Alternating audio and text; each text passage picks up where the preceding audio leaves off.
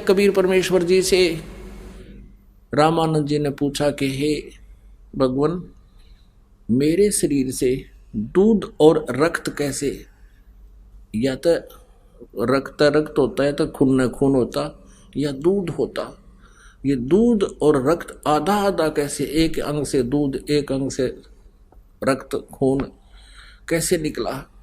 तब परमेश्वर ने बताया कि हे प्रभु, हे स्वामी जी, पहले आप केवल ब्राह्मणों को दीक्षा देते थे और अन्य यानी शूद्रों को, अन्य जाति वालों से आप नफरत करते थे। वो तो आपने पहले ही इस दास पर दया कर दिया, अपना शिष्य बना लिया था। अब आप मुसलमानों से नफरत करते हो, इसलिए आप अभी कंप्लीट नहीं हुए हो, आपका मोक्ष अधिकारी नहीं हुए हो।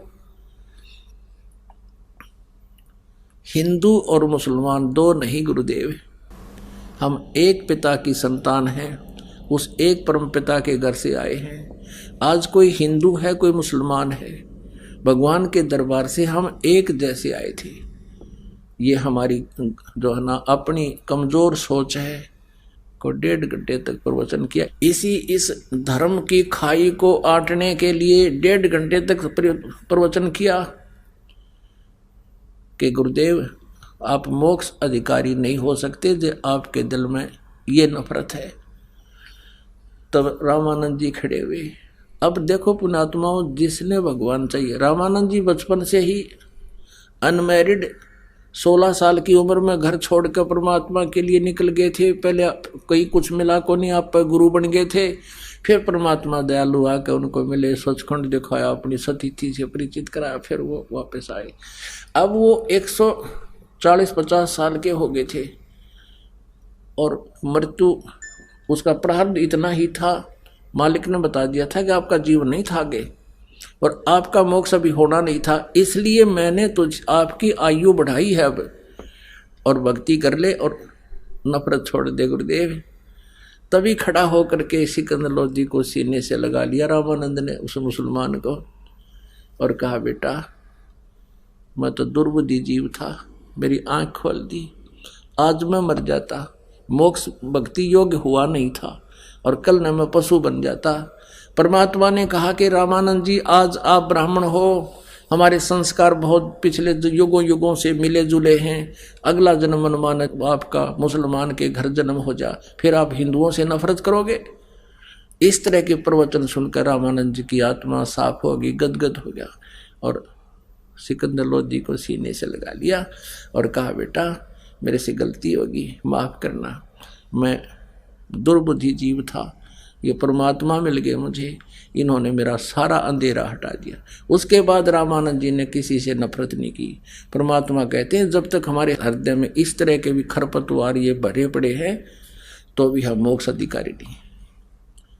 तो पुण्यात्मा, सतगुरु जो चाहे सो कर ही, 14 कोट दूत जम डर ही, ऊत भूत जम त्रास निवारे, और चित्रगुप्त के कागज पाड़े।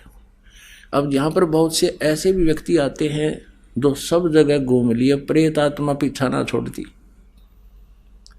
ऊत भूत होता है वो, और ये संस्कार होते हैं वो उनके। अब परमात्मा क्या करते हैं, भूत कौन है, वो भूत भी पहले मनुष्य था और उसने जो मनुष्य जीवन में जो पाप करे, भक्ति ठीक करी नहीं, आज वो जीव भूत बन गया। वो भूत भी, प्रेत जो है, ये भी एक मनुष्यों की कैटेगरी होती है। जैसे मनुष्यों का कई हजार प्रकार बताए, उनमें से एक होती है। अब सूक्ष्म शरीर उसके साथ होता है तो वो पिछले संस्कार से उसके साथ चिपका रहता है।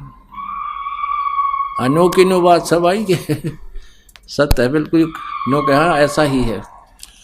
अब परमात्मा के यहाँ दरबार में आने से परमात्मा उनके भी संस्कार अलग अलग कर देता है।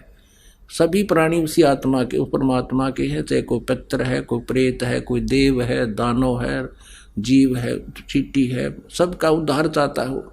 तो परमात्मा कहते हैं सतगुरु जो चाहे सो कर ही, 14 कोट जम के दूत उस परमात्मा से डरते हैं और ऊत भूत जम त्रास निवारे, और चित्रगुप्त के कागज पाड़े। अब चित्रगुप्त के कागज पाड़ना मासा घटे ना चल बधाए विध ना लिखे जो लेख, और सच्चा सतगुरु मेट के ऊपर मार दे मेघ। वो सच्चे सतगुरु पूर्ण परमात्मा कबीर जी अपनी प्यारी आत्मा का दुख भी दूर करें, जैसे सिकंदर लोधी के प्रारब्ध के अंदर वो पाप कर्म के कारण उनके प्रारब्ध में लिखा हुआ था, उसके जीवन में लिखा हुआ था, उसको कोई काटनिया नहीं था। ना ब्रह्मा जी काट सकते, ना विष्णु जी काट सकते, ना शिव जी काट सकते, ना ब्रह्म ना पर ब्रह्म, केवल परम अक्षर ब्रह्म कबीर देव ही हमारे जो प्रारब्ध के अंदर पाप कर्म के कारण कोई आपत्ति आनी होती है उसको भी नाश कर सकते हैं और हमारी आयु भी बढ़ा सकते हैं। सच्चा सतगुरु मिटाकर आपकी आयु का मैं कहते हैं उसको परमानेंट बढ़ा दे, फिर उसने कोई नहीं मार सकता वहां तक दे नियम में ठीक रहेगा तय, और ऊपर मार दे मेघ, यानी एक्सटेंड कर देगा, उसने कोई छेड़ दिया नहीं फिर जब तक आप मर्यादा में रहोगे। तो इस प्रकार कहते हैं सतगुरु के दरबार में कमी काहे की ना, अनसा मौज नहीं पावता से तेरी चूक चाकरी में। अगर आपको कोई लाभ नहीं हो रहा है तो अपनी त्रुटि देखे, भाई मेरे से कोई गलती तो नहीं बन गई, साधना में कोई कमी तो नहीं है, फिर देखो अपनी त्रुटि ठीक करके और मर्यादा में रहते हुए साधना करो भगवान की, और फिर देखना उस परमात्मा की कृपा। पुण्यात्माओं आप सच्चे दिल से लग जाओ एक बार। कारण क्या होता है, यहाँ लेट लाभ जिसको मिलता है, जिसको देर से लाभ प्रारंभ होता है भगवान के दरबार में, उसका एक कारण होता है। एक तो ये कारण होता है कि उसका विश्वास ना होता है यहाँ का, और दूसरा कारण ये होता है कि हम मर्यादाहीन हो जाते हैं। यहां से हम नाम सुनकर नाम लेकर गए, किसी ने बहका दिया कि वहां जाते ठीक होगा, तो आप ये सोचते हो चल वहां चल लेते हैं, तो यहाँ का लाभ समाप्त हो गया, आपका नाम खंड हो गया। जैसे हम कनेक्शन लेते हैं बिजली का और वो कनेक्शन कट गया किसी कारण से, तो उस बिजली से जो लाभ होना था वो बंद हो गया आपका, तो फिर बेशक बटन दाबते रहियो, स्विच ऑन करते रहियो, कोई लाभ नहीं होगा। फिर मंत्र भी करते रहना, जिसका नाम खंड हो जाता है, परमात्मा का पावर का कनेक्शन कट गया। तो ऐसे हम लेट हो जाते हैं। यहाँ नाम उस समय ले जब आपका पूरा विश्वास हो जाए, ज्ञान अच्छी तरह समझे, और फिर आन उपासना नहीं करे। परमात्मा कहते हैं 100 वर्ष सतगुरु पूजा एक दिन आन उपासी, वो अपराधी आत्मा फिर पड़े काल की फांसी।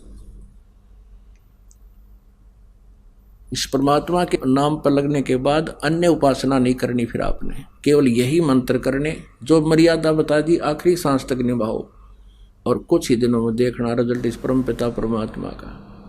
आप सोच नहीं सकते वो सुख देगा आपको, क्योंकि समर्थ शक्ति है। बोलो सतगुरुदेव। परम पिता परमात्मा पूर्ण ब्रह्म सारी सृष्टि के रचनहार कुल मालिक कबीर परमेश्वर जी, ये हम सभी आत्माओं के परम पिता हैं, हमारे जनक हैं, यही हमारे हमदर्द हैं। हम सभी यहाँ काल के लोक में रह रहे हैं, जो स्वयं गीता जी अध्याय नंबर 11 के श्लोक नंबर 32 में श्री कृष्ण जी के शरीर में प्रवेश करके बोल रहा है कि मैं काल हूँ और सभी लोगों का नाश करने के लिए अब प्रवृत्त हुआ हूँ, अब प्रकट हुआ हूँ। पुण्यात्माओं, जहाँ का भगवान खुद नौका मैं इन सब को खाऊंगा, देवताओं को भी खा रहा है, ऋषियों को भी खा रहा है, और उसी की स्तुति भी कर रहे हैं, हमें बख्श दो, हम पर रहम करो, मंगल हो मंगल हो। तो जिसमें इतना रहम नहीं वो भगवान कैसे हो सकता है? जहाँ जिस लोक में जिस स्थान पर हिंसा होती हो, यानी जीव की मृत्यु हिंसा ही है, ये कोई जवान मर रहा है, कोई वृद्ध मर रहा है, कोई बेटी कोई बेटा। अक्षेत्र के अक्षेत्र नष्ट हो जाती है। और यहां हम सुख की खोज कर रहे हैं। हम बिल्कुल बालक हैं, हम नादान बुद्धि के प्राणी हैं। तत्व ज्ञान के अभाव से हम ज्ञान नेत्रहीन हैं। हम उस वस्तु की खोज कर रहे हैं जो इस 21 ब्रह्मांड में नहीं है। वो सुख जहां मृत्यु ना हो और जहां पर कोई आपत्ति, किसी प्रकार की प्राकृतिक आपदा ना हो, जहां किसी वस्तु का अभाव ना हो, किसी पदार्थ का अभाव ना हो, कोई कष्ट प्राणी को ना हो, वो स्थान सतलोक है। उसे सनातन परम धाम भी कहते हैं। वहाँ पर हमारे परम पिता परमात्मा, हमारे जनक, हमारे स्वामी रहते हैं। वहाँ पर और भी असंख्यों हमारे भाई बहन वहाँ रह रहे हैं। हम कर्महीन इस काल के ऊपर आसक्त होकर हम फूटे भागों वाले इसके साथ आ गए। जब हम वहाँ से आए, हमारे अंदर विशेष दया थी, भक्ति भाव था और हम बहुत पुण्यों से युक्त थे। बहुत हमारे साथ भक्ति की शक्ति थी। हमसे कैसी गलती बन गई। एक समय एक सड़क का निर्माण हो रहा था, सड़क का, रोड का, और वहाँ पर एक बहन अपने बच्चे को कपड़े में बांध कर, जैसे पालना सा बना देते हैं, उस कपड़ा बांध कर कपड़े वाले उसमें लेटा रखा था और वहाँ मजदूरी कर रही थी, रो रही थी। जब वो रेस्ट किया उन्हें दोपहर में, उससे पूछा कि बेटी क्यों रो रही है बहन, क्या कारण है। उसने बताया कि मैं बहुत बड़े यानी अच्छे धनवान पिता की बेटी थी और जिससे मैंने लव मैरिज कर ली, ये हमारे वहाँ नौकर था। मैं 18 साल की होगी थी, लेकिन अकल में बालक थी। मेरा इससे संबंध हो गया। घर वालों ने बहुत मना किया, बहुत समझाया, बेटी बहुत दुख पाओगी तू, क्योंकि माता पिता को भविष्य का पता होता है। बालक अनजान होते हैं, भावुक होकर अपना जीवन नष्ट करने को तैयार हो जाते हैं। इनको कोई समझाने वाला हो कि तुमने शादी करवानी है तो शादी माता पिता के करे को नहीं, और वो सूझबूझ से करेंगे, तेरा भविष्य देख कर करेंगे, पर नहीं मानी। मैं अब इसके साथ घर वालों के पीछे से भाग गई। मैं काफी पैसा भी लेकर आई थी। इसने उस पैसे का दुरुपयोग किया, शराब पीने लग गया। जब तक पैसा रहा तो मेरे से ठीक बोलता रहा। जब वो पैसा समाप्त हुआ तो मेरी पिटाई भी करने लग गया, क्योंकि इसको डेली शराब पीने को चाहिए। मैं मजदूरी करती हूँ और वो शराब पीता है। आज रो रही हूँ, दिनों को मैं अपने पिता की बात को मान लेती, आज मेरे साथ ऐसा नहीं होता। तो पुण्यात्माओं, आज हम इसी स्थिति में हैं। हम अपने उस धनी पति यानी धनी पिता से विमुख होकर इस नंग काल के साथ आ गए। ये नंगड़ है गति। और जब तक हमारे पुण्य रहे तब तक तो इसने वहां ऊपर स्वर्ग में रखा, हमें महास्वर्ग में रखा। जब हमारे पैसे समाप्त हो गए, हमारे पुण्य अक्षीण हो गए, तो हमें यहाँ पटक दिया पृथ्वी पे। और अब हमें खा रहा है, हमें मार रहा है, हमारी दुर्गति कर रहा है। वो कितना दयालु है हमारा भगवान, जिससे हम विमुख होकर आए थे, क्योंकि हम उसके बच्चे हैं। माता पिता अपने बच्चों से आत्मा हटा नहीं सकता, चाहे कितना निकम्मा हो जाए।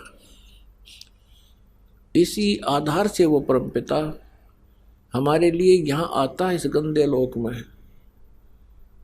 परमेश्वर की वाणी में लिखा है कि 1,00,000 योजन तक जात है इस पृथ्वी की गंध, दुर्गंध। कहते हैं यहां से 1,00,000 योजन, 1 योजन में 12 किलोमीटर होता है लगभग, और 1,00,000 योजन यानी 12 लाख किलोमीटर की ऊंचाई तक कहते हैं इस यहाँ के गंदे लोक की दुर्गंध वहां तक जाती है। ये इतना गंदा लोक है और हम यहाँ पड़े हैं। इसलिए वो परमपिता अपने उस अनमोल स्थान को छोड़कर हमारे पीछे पीछे भटक रहे हैं। और यहाँ काल ने हमारे को यहाँ गुमराह कर रखा है, हमारे ऊपर नशा कर दिया। जैसे इसके 3 पुत्र हैं काल के, रजगुण ब्रह्मा जी, सतगुण विष्णु, तमगुण शिव जी। इन तीनों को एक एक गुण युक्त कर रखा है इसने। अब इन ब्रह्मा विष्णु महेश का भी कोई दोष नहीं, क्योंकि जैसे मिर्च का गुण जैसा है उसके अंदर से वैसा ही उसका प्रभाव दूसरे पर पड़ेगा। जैसे ये भगवान रहते हैं अपने लोकों में, ऊपर विष्णु लोक में विष्णु जी, शिव लोक में शिव जी और ब्रह्मा लोक में ब्रह्मा जी। लेकिन इनसे निकल रही जो तरंगे हैं, इनसे निकल रही जो रेंज है, उनके एक एक गुण की हम इस पृथ्वी पर बैठे प्राणियों को प्रभावित कर रही है। जैसे कोई छौंक लगता है सब्जी में मिर्चों का, तो साकार वस्तु रसोई में होती है, उसका निराकार प्रभाव दूसरे कमरों में बैठे हुए व्यक्तियों को भी प्रभावित करता है और उनको छींक आने लग जाती है, तो उनके बस की नहीं उन छींकों को रोक सके। ऐसे ही आज हमारी स्थिति है। हम यहाँ काल के लोक में ऐसे इन 3 इंजेक्शनों के कारण, तीनों गुणों के दबाव से हम ऐसे मूर्छित हैं। आंखें भले ही हमारी खुली हैं, लेकिन हम अपने भगवान को पहचान नहीं पाते, जिस कारण से हम कष्ट पे कष्ट उठा रहे हैं। वो परमात्मा स्वयं आते हैं और हमारे एंटीबायोटिक टेबलेट देते हैं, ये सत्संग रूपी इंजेक्शन लगाते हैं, तब हमारे को कुछ होश आता है। फिर हमें तड़फ बढ़ती है उस परमात्मा के पाने की और उस सुख सागर स्थान पर जाने की, जहाँ जरा और मरण नहीं है, जहाँ पर जाने के पश्चात प्राणी फिर लौटकर संसार में नहीं आता है। हमारी इतनी वृत्ति खराब होगी, हम इतने रंग गए इस गंदे लोक में। एक दिन ये दास एक व्यक्ति को समझा रहा था सतलोक की महिमा और यहाँ का जो दुख। 2 घंटे सुनता रहा, जेंटलमैन दिखा था, एजुकेटेड आदमी। लेकिन एजुकेशन अलग चीज है, वो तो एक अक्षर ज्ञान है, और अच्छा आदमी है, जेंटलमैन है, वो भी एक अलग इशू है, अच्छी बात है। जब तक तत्व ज्ञान नहीं है, वो जेंटलमैन भी उस वस्तु को कैच नहीं कर सकता। उसको समझा रहा था कि सतलोक में जाने के बाद वह सुख ही सुख है, वहाँ कोई मृत्यु नहीं होती। सारा कुछ सुनकर कहने लगा, महाराज बात सुन ले, मैं ऐसा व्यक्ति हूँ जिस कार्य को करता हूँ मैं पक्की धुन से करता हूँ और उसमें सफल होकर ही रहता हूँ। और मुझे डर इस बात का है कि मैं आपकी बात को मान लूँ, आप वाली साधना में कर लूँ। पहले तो आज तक यूँ ऐसा ज्ञान किसी ने हमें बताया नहीं, और मैं साधना करूँगा डट कर, और मुझे डर इस बात का है कि कहीं मैं वहां पहुंच जाऊं अकेला और वहां मुझे कोई भी ना पावे, मेरा जी ना लगे। इसलिए मैं ये साधना करूं नहीं, मैं तो यहीं रहूंगा। मैंने कहा भैया एक बात बता, यहाँ आज आप मनुष्य हो, अगला जन्म आपका कुत्ते का बन गया, गधे का बन गया, तो यहाँ के टिंडे लेगा तुम? नो बोला यही ठीक है, यहाँ घूमते फिरते तो दिखे जाएंगे, दिल लगा रहेगा। मगर भाई फिर तेरे को समझाने का कोई फायदा नहीं, जब तेरी इतनी बुद्धि गिर गई। सारा ज्ञान समझो, वहां पर भी सृष्टि है, आपके महल वहां पर खाली पड़े हैं, और जो इस काल के जाल में नहीं फंसे वो सुख की सांस ले रहे हैं, आराम से वहां रह रहे हैं। अब वहां जाने के लिए आप जी ने यहाँ के लोक से हृदय हटाना पड़ेगा।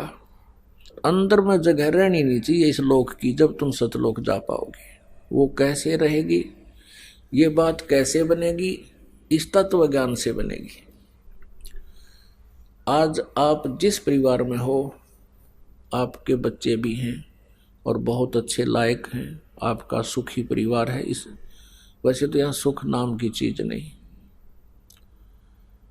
लेकिन हम इस झूठे सुख को सुख मान रहे हैं, इतना ही मान कर चले तो ये तो अच्छी बात है। और आप पूरा परिवार भक्ति करो, साधना करो, नेक नीति से काम करो, कोई बुराई नहीं करना और किसी प्रकार का बाह्य आडंबर नहीं होना चाहिए। भक्ति करते रहो। आपकी अपने परिवार में ममता है, क्योंकि ये तो स्वाभाविक है, जीव के बस की बात नहीं। जिसने शराब पी रखी हो, तो जिसने शराब पी रखी हो तो उसके बस की बात नहीं कि वो जैसे चल रहा है, जो बोल रहा है, वो उसकी गतिविधि ऐसी रहती है। वो तो फिर शराब उतरने के बाद ठीक हो जाता है। तो इस ज्ञान से आपकी यह भांग उतर जाएगी। कबीर साहब कहते हैं, कबीर ये माया अटपटी और सब घट आन अड़ी, किस किस न समझाऊं या कुएं भांग पड़ी। जैसे किसी कुएं में और आछी 1 क्विंटल भांग रगड़ के घेर दे, कोई डाल दे, और उसको जो भी उस कुएं के जल को पीवेगा, चाहे 1000 पी ले, तो उन 1000 की गतिविधि, बोलने चलने की जो स्थिति, उनकी चाल, उनकी बोली, सबकी एक जैसी होगी। पैर लटखड़ाते चलेंगे, कहेगा कुछ, बोलेगा कुछ। तो ऐसी स्थिति हम सबकी हो चुकी है। परमात्मा कहते हैं, इस काल ने 21 ब्रह्मांड वाले कुएं में या भांग डाल रखी है त्रिगुण माया की। रजोगुण के आधार से हम यहाँ संतानों उत्पत्ति करते हैं, इसी को हम सुख मान रहे हैं, इसी को हम विलास मानते हैं। और यहाँ कोठी बंगले राजपाट उच्च पोस्ट प्राप्त करना, ये भी रजोगुण का ही दोष है। सतोगुण के आधार से हम एक दूसरे में ममता हमारी फंसी पड़ी है, जीव के बस का कोई नहीं।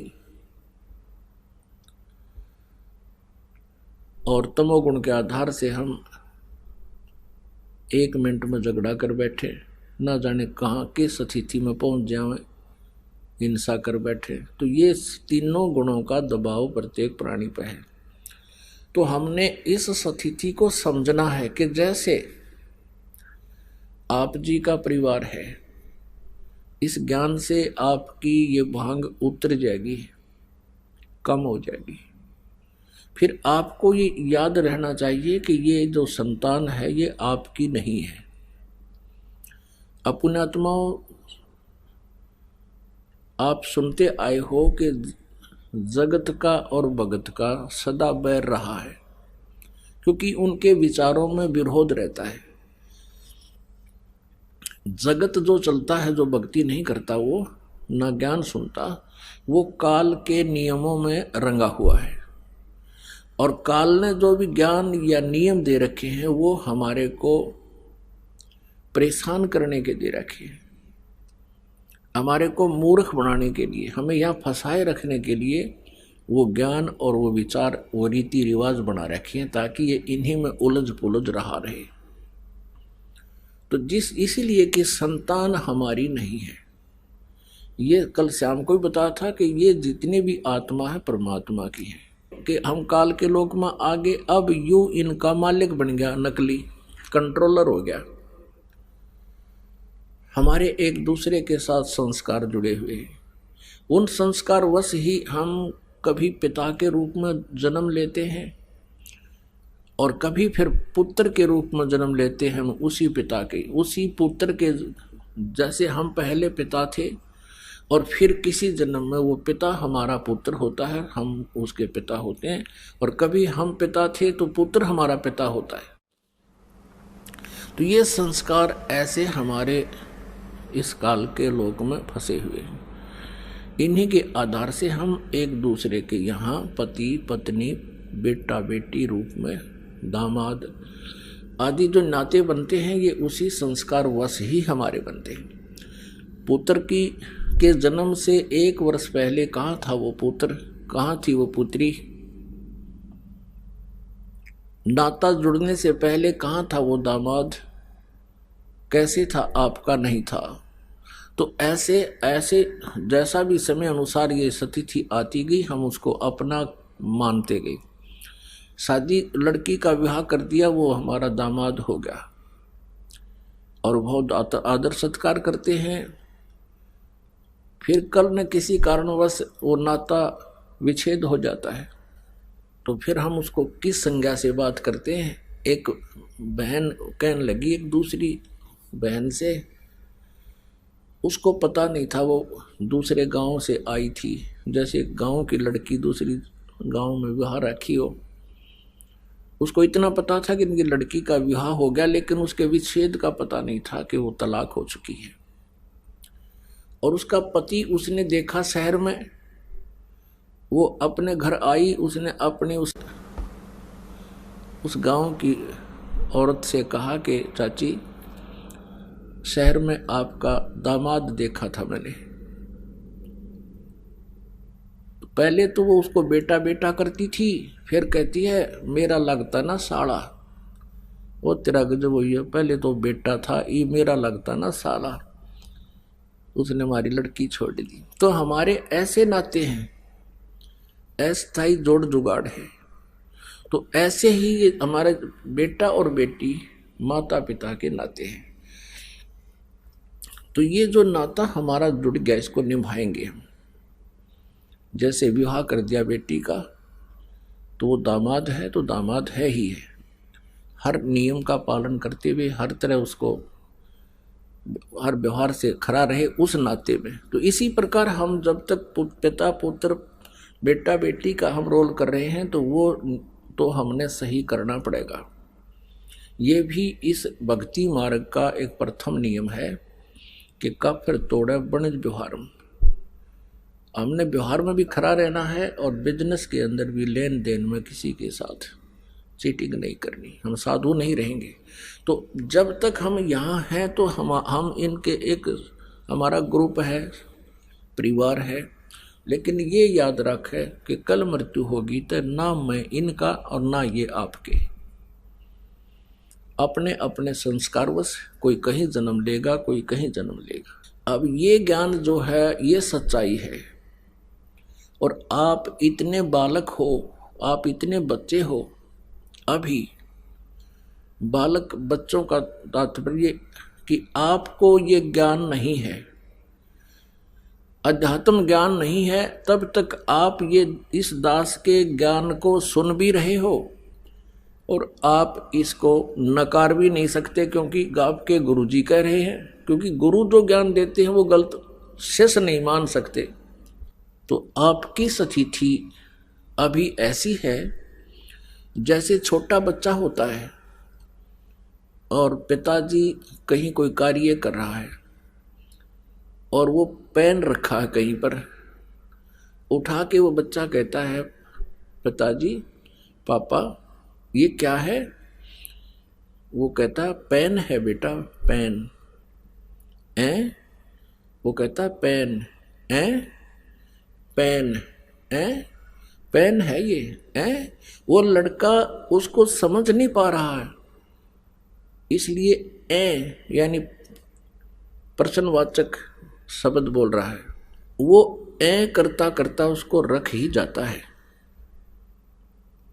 अब वो ये समझ भी नहीं पा रहा कि ये पेन है, और नकार इसलिए नहीं कर रहा कि पिताजी कह रहा है। और जब वो बच्चा बड़ा हो जाता है, उसकी बुद्धि भी मैच्योर हो जाती है, युवा हो जाती है, फिर उसको कहते हैं कि बेटा वो पेन ला उठा के, वो दौड़ा जाता है और पेन उठा के ला के पिता को दे देता है। तो आज आपकी स्थिति इस ज्ञान को जो दास बोल रहा है, इसको समझने में उस बालक जैसी है। ये दास जो कह रहा है ये सच्चाई है, लेकिन आपके यह बात घर नहीं करेगी जल्दी सी, और आप नकार भी नहीं सकते। नकार इसलिए नहीं सकते, गुरुजी कह रहे हैं, और स्वीकार इसलिए नहीं कर सकते क्योंकि आपकी बुद्धि बालक है, आप बालक जैसी बुद्धि के हो।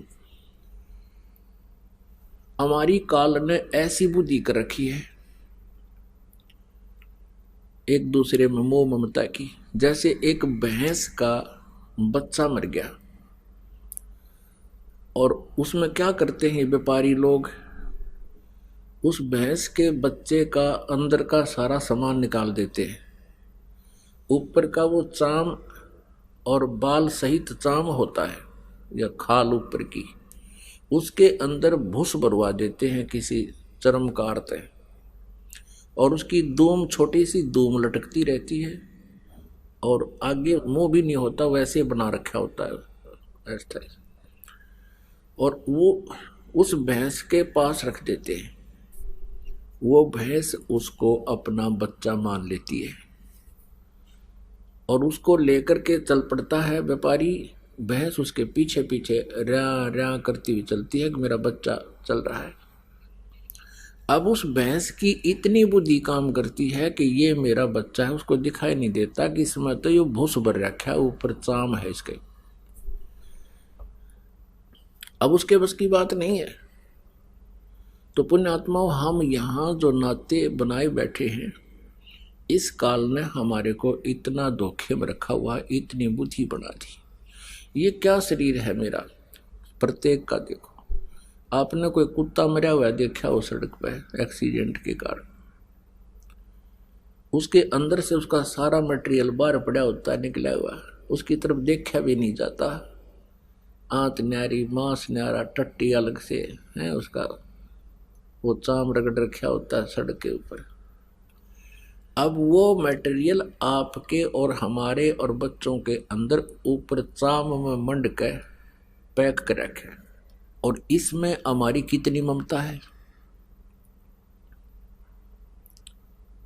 अब इसको आगे ज्यादा ना कहूं, समझदार को संकेत बहुत है।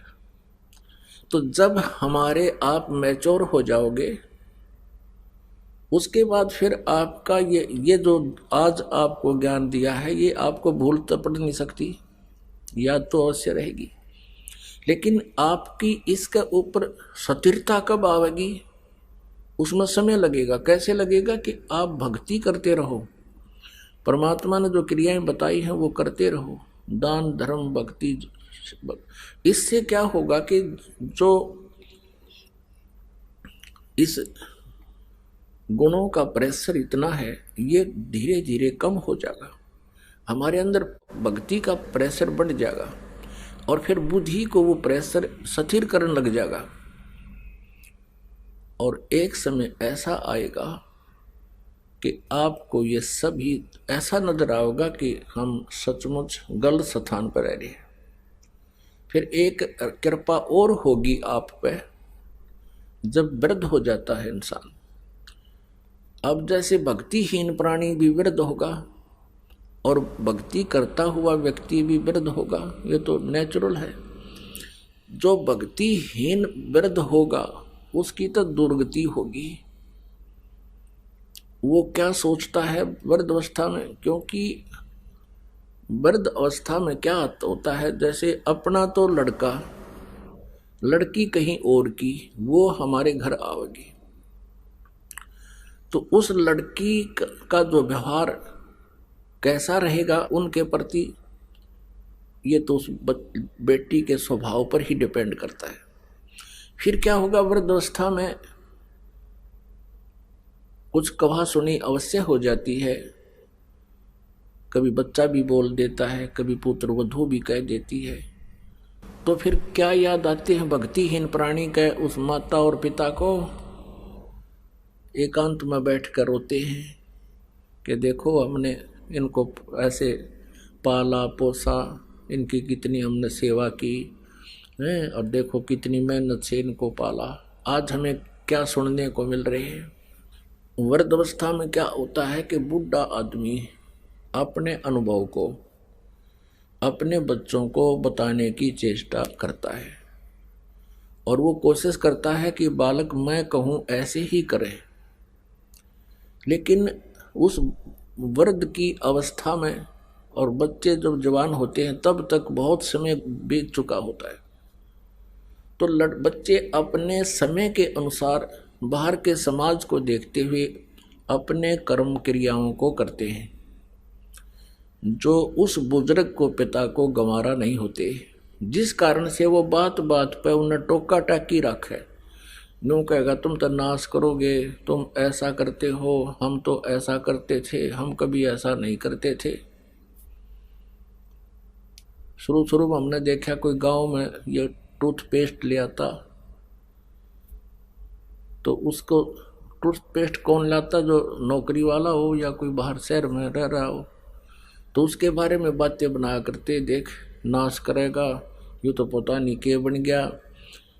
तो इस तरह की हमारी जो नेचुरल सोच होती है, इस तरह की सोच बनी ही रहती है। तो वो बुजुर्ग टोका टाकी अवश्य करता रहता है, जिस कारण से उन बच्चों में मन मुटाव सा बन ही जाता है कि पिताजी बार बार टोकते रहते हैं, हम कोई बालक थोड़ी रह गए हैं, शादीशुदा हो गए हैं, बाल बच्चे भी हो गए। तो इस तरह का जो माहौल बिगड़ता है, वो भक्तिहीन प्राणी, ज्ञानहीन बूढ़ा वृद्ध या जो है ना एक न्यारी खराबी करा करे, एक विशेष अशांति का कारण बनता है। एक समय क्या हुआ कि एक वृद्ध मृत्यु को प्राप्त हो रहा था और उसकी जुबान बंद हो गई। उसके बच्चे निकट आए, क्या हो गया पिताजी को? पिताजी कुछ ऐसे संकेत कर रहा था, ना हाथ हिल रहे थे ना जीभ उठ रही थी, ऐसे संकेत कर रहा था। अब उन्हें सोची कि पिताजी कुछ बताना चाहते हैं। उनको ये शंका होगी कि पिताजी कहीं धन दाब रखा है, धन यानी पैसा या सोना आभूषण दाब रखे हैं कि तो जमीन में। पहले ऐसे ही करते थे, चोरों के डर से जमीन के अंदर पैसे छुपा दिया करते थे। तो उस पशु जहाँ बांधा करते, पशुओं के नीचे स्थान खोद कर गड्ढा उड्ढा दाब देते, ऊपर ऐसा करते थे किसी को पता नहीं लगे कहाँ दाब रखे। तो ऐसे जहाँ पशु बंधते थे उस साइड में ऐसा कर रहा था। अब बच्चा ने सोची पिताजी कुछ बताना चाहते हैं, कुछ पैसा इन्होंने छुपा रखा है, मृत्यु होगी और ये व्यर्थ जाओगा। उस गांव में एक व्यक्ति था, वो ऐसा इंजेक्शन लगा देता था कि यदि श्वास शेष हैं उसके तो उसकी जीभ उठ जाती थी, वो बोल के 1-2 मिनट मुश्किल से वो बोल सकता था, जैसा भी 1-2 मिनट, और वो 500 रुपये लेता था। वो दौड़ के गया, एक जना उनसे लाया, डॉक्टर को बुला के कि हमारे पिताजी के वो इंजेक्शन लगा दे जिससे ये बोल पड़े। उसने 500 रुपये रखवा लिए, 500 रुपये दो पहले, 500 रुपये ले लिए, उसके इंजेक्शन ला दिया। वो बूढ़ा ठीक हो गया, बुजुर्ग। तो लड़के कहने लगे, हाँ पिताजी पता क्या कह रहे हो, जल्दी बताओ जल्दी बताओ। कहने लगा, रे तुम कित मर गए, यो गाय का बच्चा झाड़ू खा ली, देख तुम कहाँ नाश करोगे मेरा मरे पास है। ये झाड़ू खा ली गाय के बच्चे ने। नो कहेगा बूढ़ा तो मर गया। अब वो लड़के बोले, बाबू या झाड़ू 500 रुपये में पड़ेगी तेरी, वो तो गया बुढ़ा मर गया। अब हमारी एक तो यह स्थिति होगी बुढ़ापे में जो भक्ति नहीं करते, हम चाहेंगे बच्चों का लाभ करें, वो होगी आनी, क्योंकि उस स्थिति बदल चुकी होती है। और जिस घर में भक्ति नहीं वहां कलह रहती है। परमात्मा कहते हैं मतलब के बिना कोई नहीं प्यारा, स्वार्थ के बिना कोई नहीं प्यारा, जब तक बैल चले हड़िए में तब तक डालें चारा, जब तक बैल चले हड़िए में तब तक डालें चारा, वृद्ध होवे जब नाथ काट दे वो घर घर लाठे खारा, स्वार्थ के बिना या कोई नहीं प्यारा। फिर क्या बताते हैं, भाई वृद्ध होवे जब पड़े खाट में सुने वचन खारी, वृद्ध होवे जब पड़े खाट में सुने वचन खारी, कुत्ते तावण का भी सुख को ना ये छाती फूकण हारे, मतलब के बिना कोई नहीं प्यारे।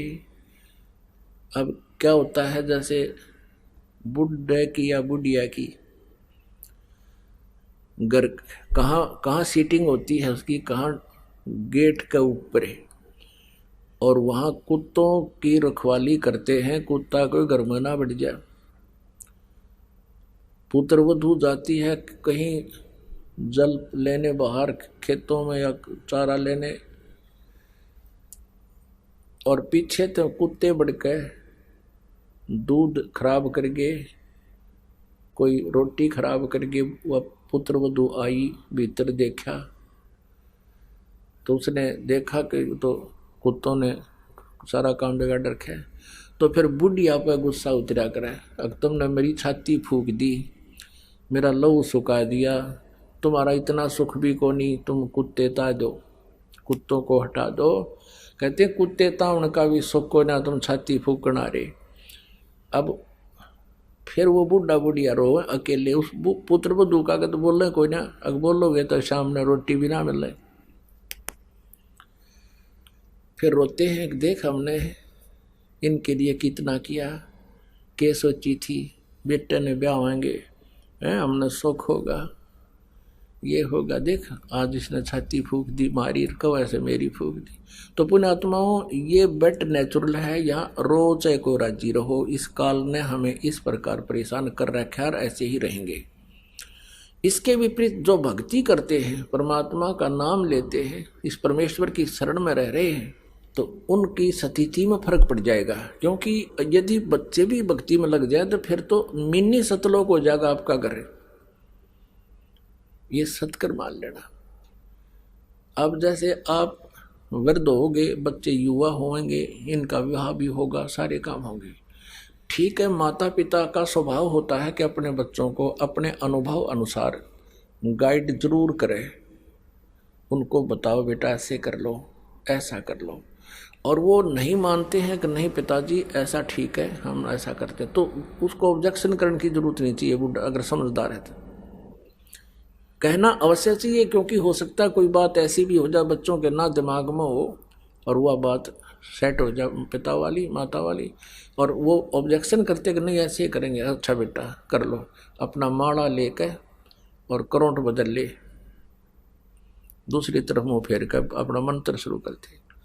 और फिर क्या होगा कि परमात्मा की कृपा से भक्ति करने से पहले तो आपका शरीर ठीक रहेगा बुढ़ापे में, क्योंकि सारी उम्र के किए हुए पुण्य और पाप साथ तो रहते हैं युगों युगों के, तो वो बुढ़ापे में आकर फिर अपना सारा प्रभाव दिखा देते हैं। भगवान की भक्ति से फिर एक न्यारी शक्ति प्राप्त होती है, आत्मा और शरीर को कष्ट रहित भी होता है, और बच्चों के अंदर भी परमात्मा दयालु दया भर देता है, एक विशेष नम्रता आती है। वो डरते हैं मालिक से, कहीं पिता माता की आत्मा ना दुख जा, हमें पाप ना लग जा। तो उस दृष्टिकोण से भी ऐसा कोई कदम नहीं जल्दी से उठाते जिससे माता पिता को दुख हो। और उधर से माता पिता भी इतने समझदार हो जाना चाहिए इस ज्ञान से, एक बार प्रार्थना करे, नहीं माने तक अच्छा बेटा नो ऐसे देख लो, और फिर अपना मंत्र में ध्यान रखे। वो पिछले रंडरोने नहीं रोए, मन नो करार ना मानते हो फलाना, ये तो बकवादे हैं, ये तो काल का व्यवस्था है। इनको भगवान से दूर रखा है, मन में खरपतवार भरता रहे, इनके खुरापात बढ़े रहे, भक्ति ना करेंगे। तो इस ज्ञान से वो बात बनेगी। तो ऐसे हम अपने इस जीवन को भी सुखी करेंगे, परमात्मा को भी पाएंगे। तो पुण्यात्मा, हम यहां आकर के काल के जाल में हम फंस गए, और अंत समय में हमने यहां से जब चलना होगा, आपके ऊपर एक रहम होगा यूं भी कि बुढ़ापा कंपलसरी और आवश्यक है इस भक्ति के लिए। क्योंकि जब तक आप युवा हो, ये जो दास बोल रहा है ना, एक एक वचन ऐसे समझना जैसे अनमोल और सत्य। अब तक जब तक आप युवा हो, आपको पल की चैन नहीं है, भक्ति कर रहे हो, ये आपका सौभाग्य है, ये विशेष कृपा मालिक की आप है। लेकिन आपको इतनी कसक नहीं है, और जो कि तो आप ये काम अपनी क्रिया करते हुए, भक्ति करते हुए वृद्ध भी होगे, और वृद्ध होकर के फिर आपका शरीर भी शिथिल होगा। आपके शरीर में भी कोई छोटा मोटा ठूठा बनी रहेगी, कोई कष्ट आ गया, कभी जाड़ पड़वानी, कभी आँखें दिखना बंद हो जाए, नोडर रहेगा, ये भगवान का जानदा हो जाऊं, ये मालिक क्या, तो दूना भगवान याद होगा। और फिर आपको ये वचन जो आज दास बोल रहा है, ये उस समय सारे ऐसे हो जाएंगे जैसे रजिस्ट्री कराएं पाछो पक्का काम हो जाता है। आपको ऐसे दिखेंगे कति सच्ची कहे थे उस दिन, तब सेट होगी आपको यह बात।